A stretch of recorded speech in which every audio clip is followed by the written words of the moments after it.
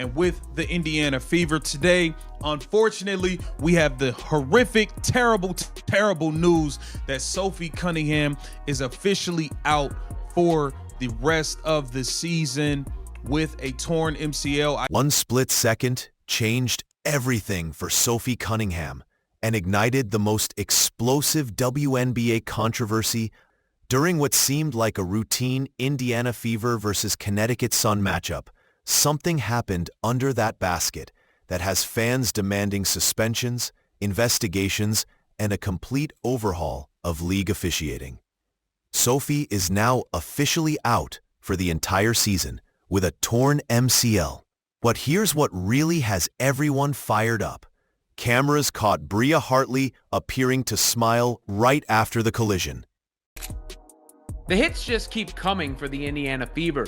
Not unexpected that Sophie Cunningham ruled out for the season, but devastating nonetheless as the injuries just continue to pile up. Of course, Sydney Colson already out for the season, Ari McDonald out for the season, and now Sophie Cunningham out for the season. That's with Caitlin Clark still out and having been out for much of the season. The moment wasn't subtle. In the second quarter, Bria Hartley drove hard to the rim, lost her balance, and fell directly into Sophie Cunningham's right leg. Sophie crumpled to the floor, clutching her knee in agony, and the arena went silent. Teammates rushed over immediately, and the faces on the Fever bench told you everything. This was no routine knock. What happened next would spark a firestorm that's still raging today. Listen, Sophie Cunningham was targeted, y'all. I'm telling you right now, Sophie Cunningham was targeted by Bria Hartley, and it just is what it is. It is what it is. I don't want to sit here and play games and act like, you know, she wasn't. She was targeted by Bria Hartley, and that's just the fact of the matter. And people can act like it's not all they want. I told you guys this girl was a dirty player. And that's all she did today was show how dirty she is. Just seconds after Sophie went down screaming, cameras captured something that sent social media into absolute chaos. Bria Hartley appearing to grin. That single frame spread across every platform within hours, with fans questioning how any player could react like that when another had just suffered such a serious injury. Viewers filled in the blanks themselves, and many felt that expression looked more like satisfaction than shock. It was that image, as much as the fall itself, that set off the massive outrage. Now look, you can tell Bria Hartley, in my opinion, she launched herself into her knee. She did. And I've seen some of the reaction online, and guys, it's despicable. It really is. There's a lot of people celebrating this injury. And guess what? You can imagine who it is. It's members of the old WNBA fandom, the ones that root for Paige Beckers and Angel Reese and Asia Wilson and all the usual damn suspects. The officials made a choice that only poured gasoline on the fire. No flagrant call, no upgrade, no official review. The game simply marched on as if Cunningham hadn't just suffered what turned out to be a season-ending torn MCL. Sophie's injury became the third season-ending blow for a Fever guard this year, joining Caitlin Clark and others already sidelined. Sophie announcing her being out with an MCL tear, which, by the way, the MCL tear, relatively speaking, is good news because it's not an ACL tear. She's not out for like a year or anything, but she's out for the rest of this year. And they're going to miss her toughness. They're going to miss her shooting. They're going to miss her playmaking to a degree. It was the kind of mature response that should have ended the controversy, but Sophie wasn't done. Just when everyone thought she was taking the high road, she dropped a social media bomb that completely changed the narrative. Some of us were raised by the words, "Don't bite off more than you can chew," she posted. And some of us didn't F around and find out. The message was crystal clear. defend Hartley if she wants. But here's where Sophie Cunningham surprised absolutely everyone. I know Bria, and I'm actually really good friends with Bria, and I have been waiting to get on the pod and so we could talk about this because I did want to tweet it out, but I don't think that there was no ill intent. I think it was basketball play. I was just in the wrong spot at the wrong time. She fell. Like, there's no way that she would go in there and potentially try to hurt me. And so I have nothing but love for Bria. And I even told my mom, because she tweeted something. I was like, no, Mom, I get it, but I promise you that I was like, Bria and I are super cool, and she would never try to hurt me, because there are some girls that I think might, but she wouldn't do that. And so I have nothing but love, and so I hope people stop giving Bria some heat, because I don't think she meant to do that at all. Instead of joining the mob calling for Hartley's head, she took to her podcast with a message nobody saw coming. I know Bria, and I'm actually really good friends with Bria, she said calmly. I don't think there was any ill intent. I think it was a basketball play. I was just in the wrong spot at the wrong time. She went even further, telling her own family and fans to stop sending hate Hartley's way because she would never try to hurt me. Don't mistake her class for weakness.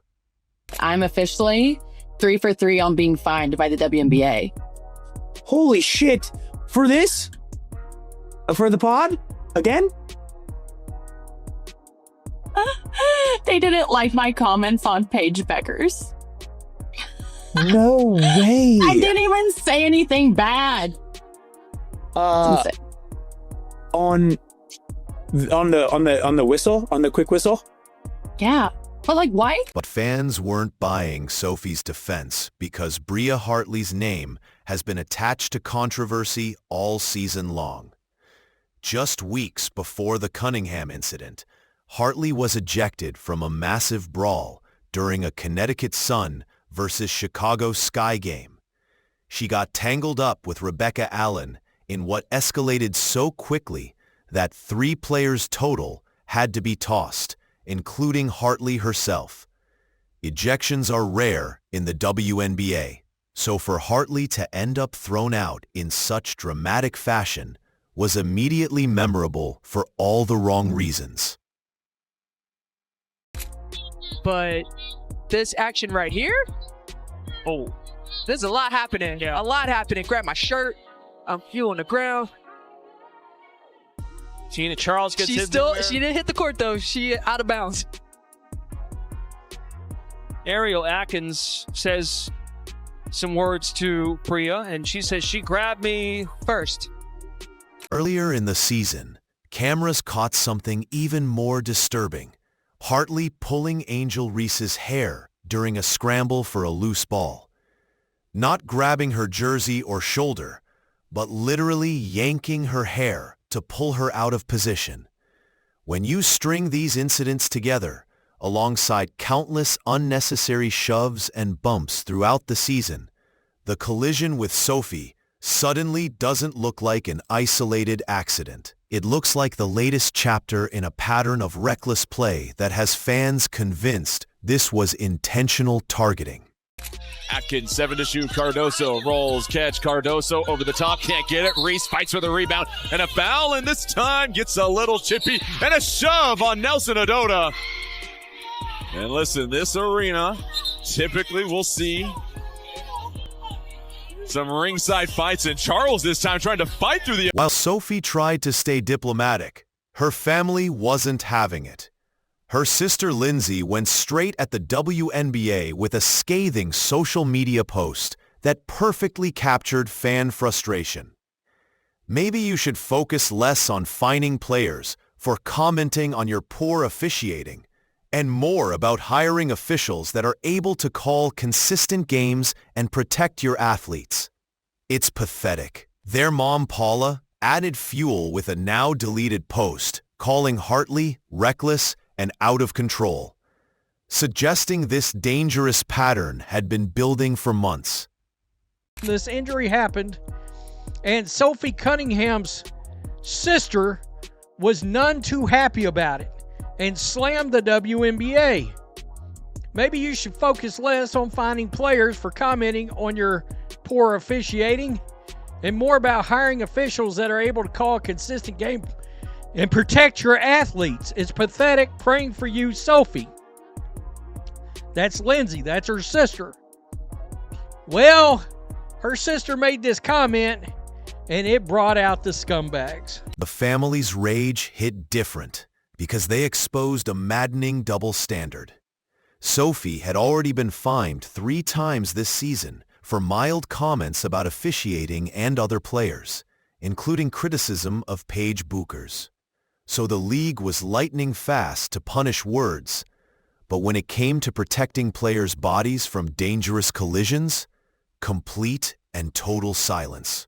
No review, no explanation, no acknowledgement that officials might have missed something that cost a rising star her entire season. This has been an injury-riddled season for the team and Sophie Cunningham. You gotta remember, she had that ankle injury, which is why she's wearing an ankle brace in the game. She had that in the beginning of the season. She was dealing with an injury. She fought back, came off the bench, got into the starting lineup, and she started lighting it up for us. She was knocking down the threes. She was bringing that energy, and us fans wanted her to get more shots, and we were upset at the fact that she's standing around wide open looking for the ball, and she's just not getting the ball on a lot of these possessions. But here's where this story takes an absolutely incredible turn. Down 21 points in the third quarter, missing their emotional leader, facing a veteran Connecticut team on the road, the Indiana Fever should have folded completely.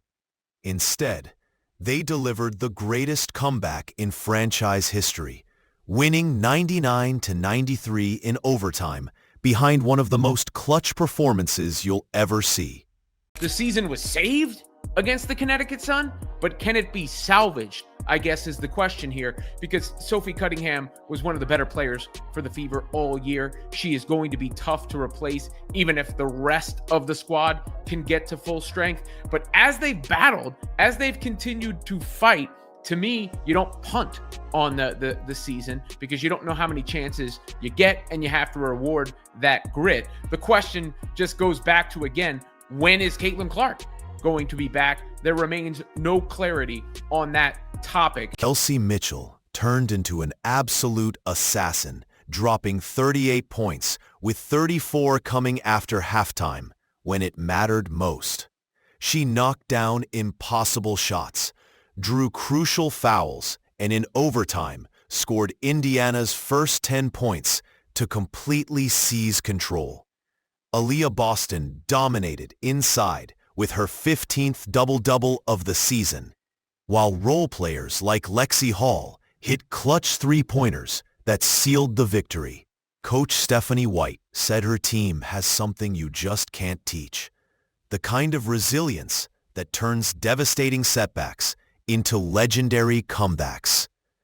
An assassin, Kelsey Mitchell, has a new career high.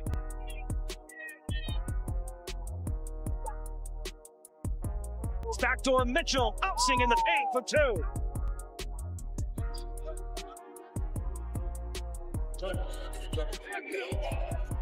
Kelsey Mitchell, the pig is matched up. Mitchell squeezing through for 2 and the foul.